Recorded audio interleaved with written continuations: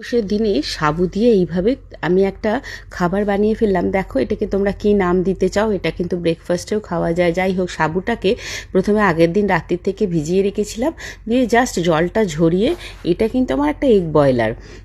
আমি ওর মধ্যে বাটিটাকে বসিয়ে জাস্ট দেখো ওই সাবুটাকে ক্রিস্টাল বানানো অবধি রাখলাম। তোমাদের এটা যদি না থাকে বাড়িতে কোনো ব্যাপার না, কড়াইয়ে একটু জল ফুটতে বসিয়ে বাটিটা দিয়ে দিলেই হবে। আর ওই সেদ্ধ সাবুটার সাথে ক্রিস্টাল ফর্ম হয়ে গেছে, যেটা মানে ক্রিস্টালের মতো দেখতে হয়ে গেছে, ওর ওপরে দইটা দিয়ে দিলাম। আর দইটা দিয়ে দেওয়ার পর না বেশ খানিকটা ফল কুচিয়ে নিয়েছিলাম, শসা, আপেল, বেদানা দিয়ে ভালো করে মিশিয়ে জাস্ট মেখে নিলাম। আর এটা কিন্তু খুব একটা পেট ভরাও খাবার। আর পুজো টুজোর দিনে মা ঠাকুমারা দেখবে অনেক সময় ভাবতো যে আজ তো ভাত মুড়ি খাওয়া যাবে না।